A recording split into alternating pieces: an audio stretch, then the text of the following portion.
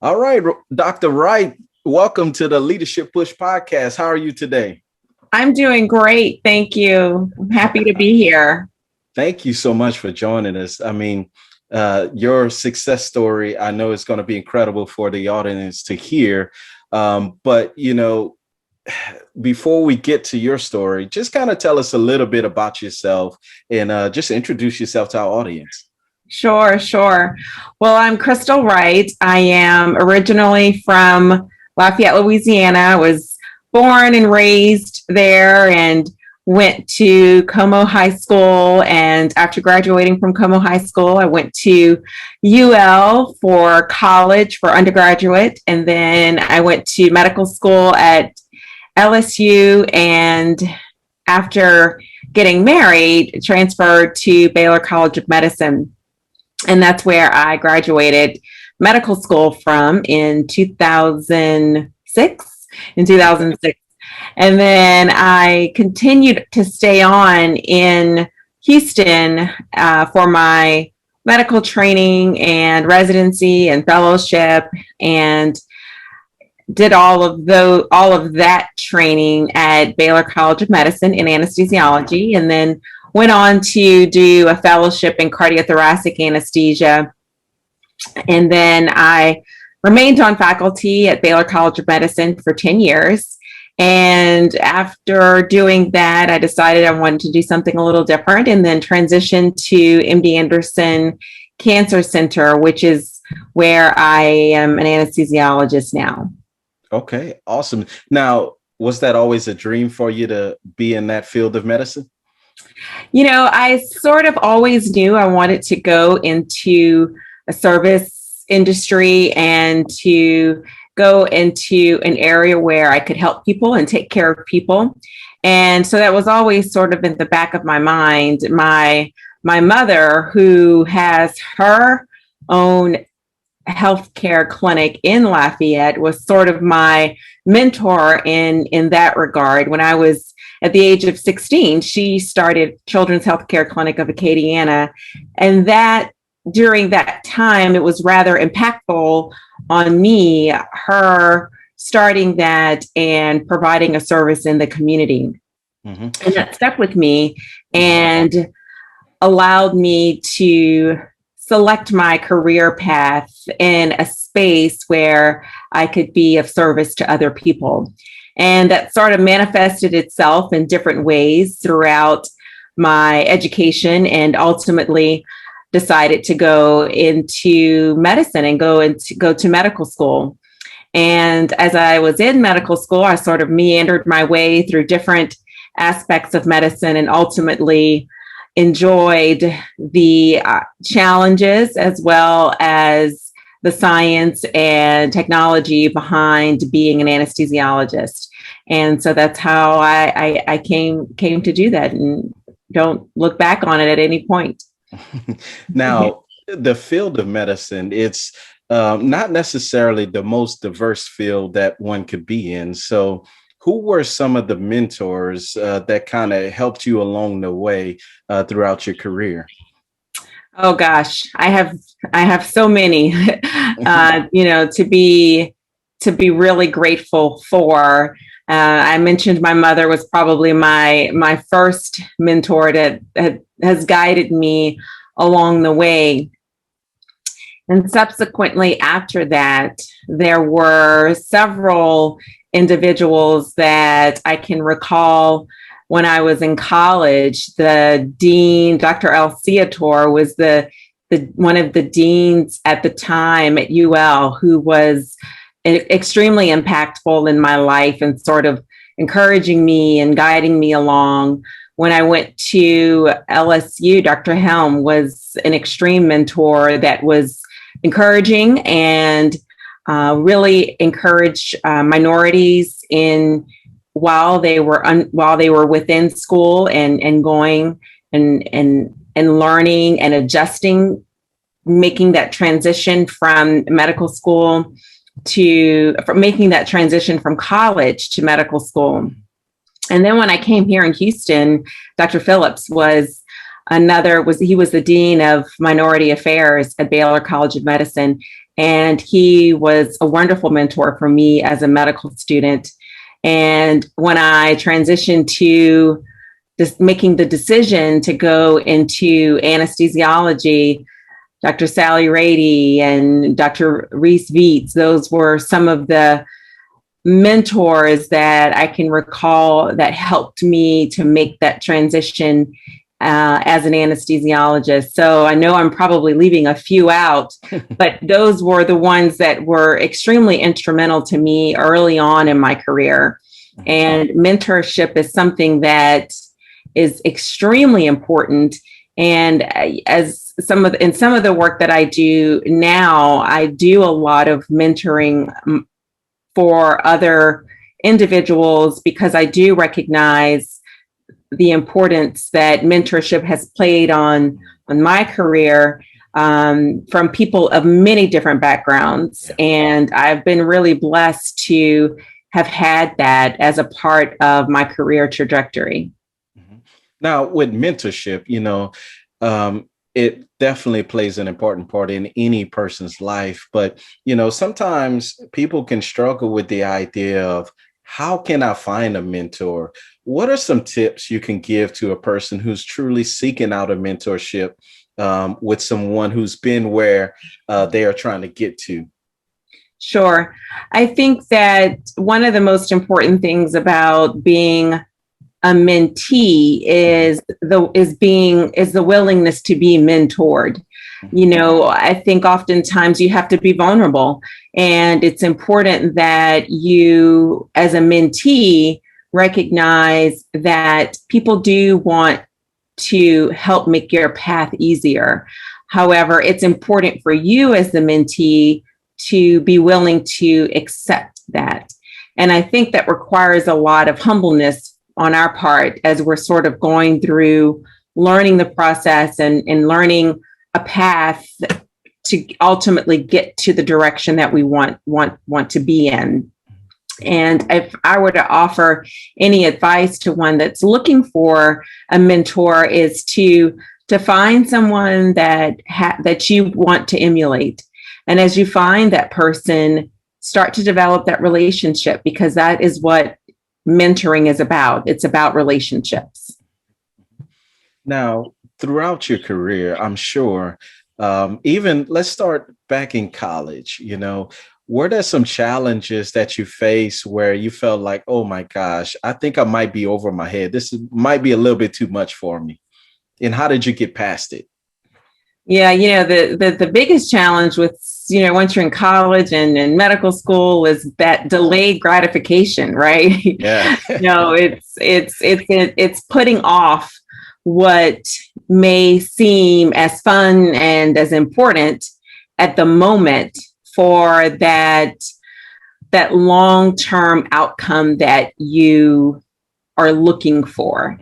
And I think that's one of the biggest challenges to overcome when you're working towards a goal, because it's very easy to look to the left and look to the right and see that other people are making different choices and are having different opportunities. But you have to hold strong to what your convictions are about your long-term outcome, because that delayed gratification is critical to accomplishing any goal that you want to accomplish. My goals were, education related and training related to be a physician. But I think one can apply that to any goal that they want to accomplish.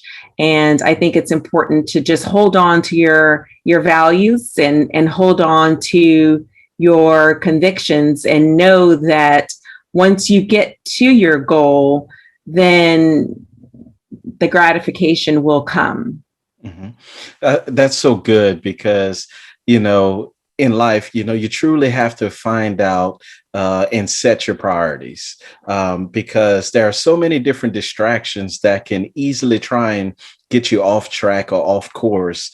but your why or your purpose kind of helps to keep you aligned with those goals that you have set. Now, for you, Crystal, what role did family play in any parts of your education? I know your mom was a big impact on your life, but what about, later on in your career, now that you're married, you have kids, how do you prioritize that portion of your life with such a demanding career?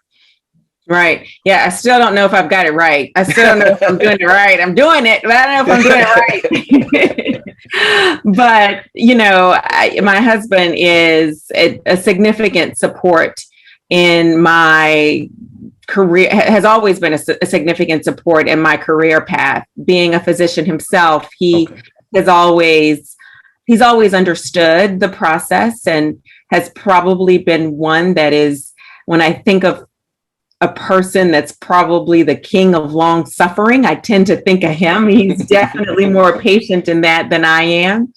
But he's been, we're partners, and we've got two boys who are 11 and 13 right now, and they are all 11 and all of 13. A lot of boy energy in this household, and they require a lot of our time. But we are Christians first, and we put God first, and then we put family, and we each have our own individual goals that we are still trying to accomplish even at this point in our lives. And so it requires a balance, and it requires an understanding of each other, and it requires a lot of coming back to where and why we're here. And, we know that we serve one God, and that we are called and put here on this earth to serve his purpose. And we're called to do that as a couple, and we're called to do that as a family. And I think that as we come together and remember those values that we have for ourselves, it allows the journey to be a little lighter. And, I think that it's important that couples, because even oftentimes, even once you're married and you have your children, you still have your own goals. And it's important to keep those goals, because that's what makes individuals within families. And I think it's important for children to see that. I think that the continuation of goals amongst a husband and a wife are critical for children, because that's what they learn. They learn from what they see. Mm-hmm. So it's no doubt that we can see you here on this camera, and you are an African American woman.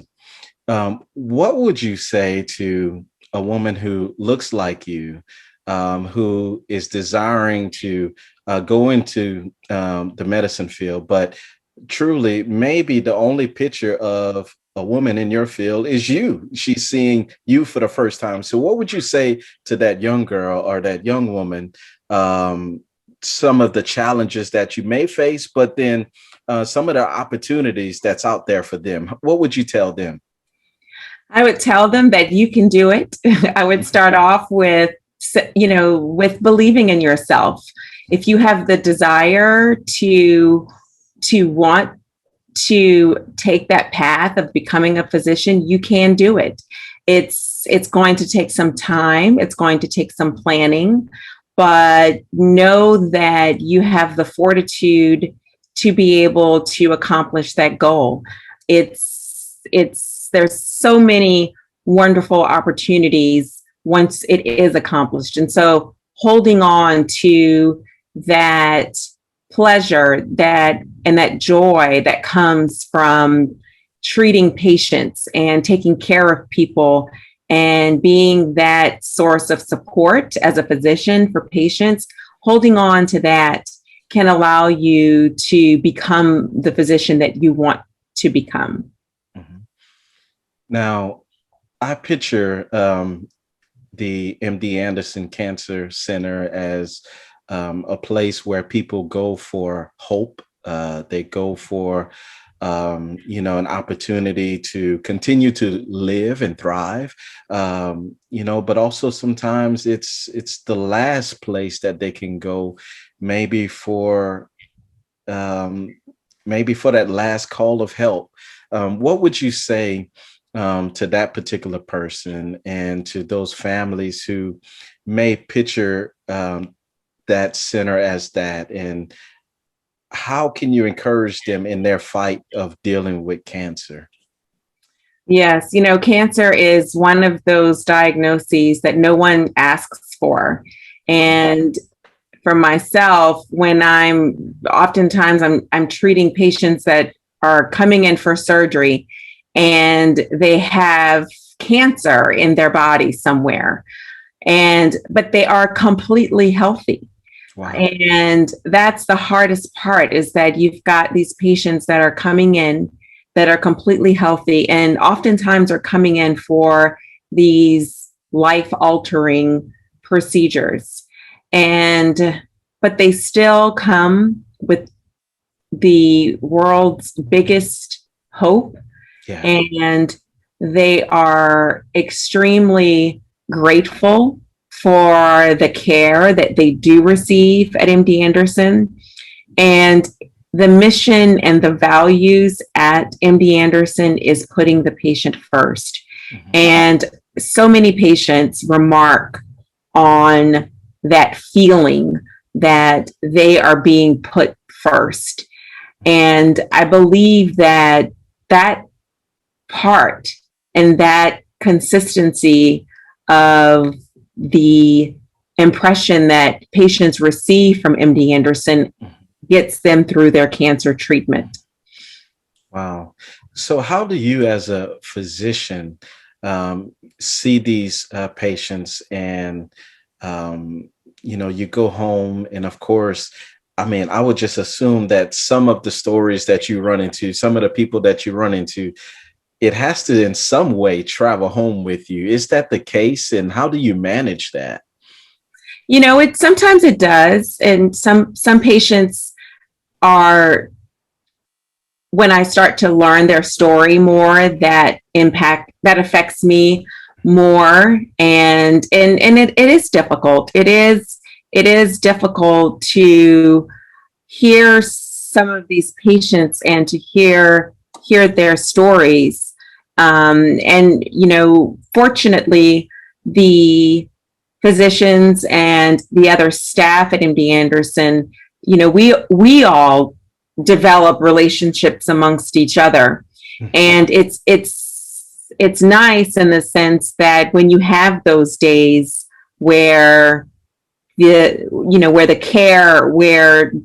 the ability to care for the patient is emotionally draining, it's nice to have that support system within the hospital, within the institution, to be able to lean on and to be able to rely on. Mhm. That's good because you know a lot of people may have some type of perception about some physicians where it's just, oh, they just come in to just do whatever they have to do and leave the room. But it's nice to hear that at MD Anderson there's a group of physicians like yourself that actually care and actually want to develop relationships with some of the patients in a certain way. And then also too that it's not something that just brushes off, but it's something that you guys actually, it hits home for y'all, it sounds like. So Crystal, one more question for you, and this is going to be an interesting one. So I don't mean to scare you, but what would you say to a young boy? And I'm going to a boy now. We've done women, we've done little girls, but to a young boy out there, maybe, and I say young boy, but maybe high school age, and he's dealing with a sickness. Okay, uh, you know, any kind of sickness, but it's life threatening, and we'll just give that to it. What would you say to that young boy to encourage him in his sickness that he's dealing with, that he should still continue to try and live his life to the best of his ability. And I know I'm going into deep space, but this is a faith-filled show as well. And I do believe Right. that sometimes, people just happen to find certain shows and it just encourages them at the right moment. And I believe a young boy out there needs to hear how he should continue to live his life, even though he's dealing with a life-threatening illness. Life-threatening or terminal illness? Oh, Is so that what you mean? let's go terminal. Terminal. I had a friend that lost their son who was less younger than the age of 10. But that son made the strongest impact on the lives of individuals while here on earth.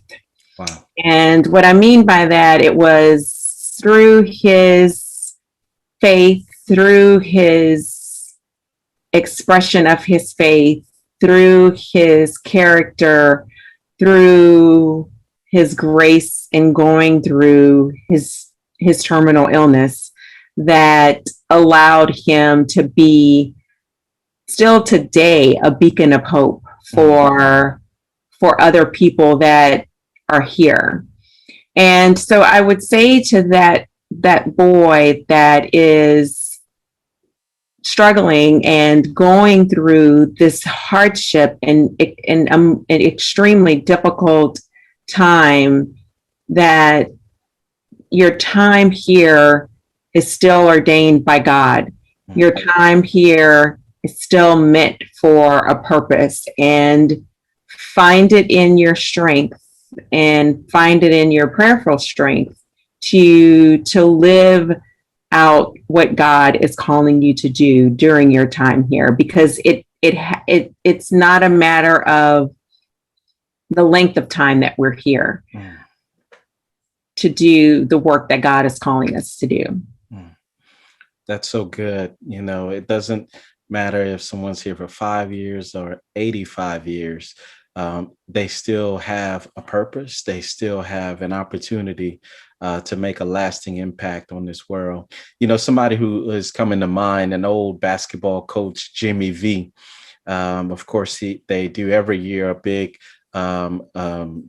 drive, money drive for cancer drive for, people who are going through that and trying to do research and find ways to help those cancer patients. But, his legacy still lives on beyond him, and, doesn't matter. And I just want to continue to speak to either young boy, young girl, woman, man, doesn't matter. God still has an opportunity for you to make an impact. He just wants you to make the decision, to decide to fight. And I believe that's what you're going to do. You're going to fight to leave a legacy that will last beyond you. So, Dr. Crystal Wright, I just want to thank you so much for joining this leadership podcast family and for just sharing today. You did an awesome job. And I just have to put this out there. I can't end it without saying that, yes, Dr. Crystal Wright is my first cousin, and and you're doing a phenomenal job. So please tell the family I said hello and that I love you guys. Absolutely. Thank you for the opportunity, and thank you for all that you are doing to inspire others. It's truly the work that we're supposed to be doing here. So thank you. Thank you so much.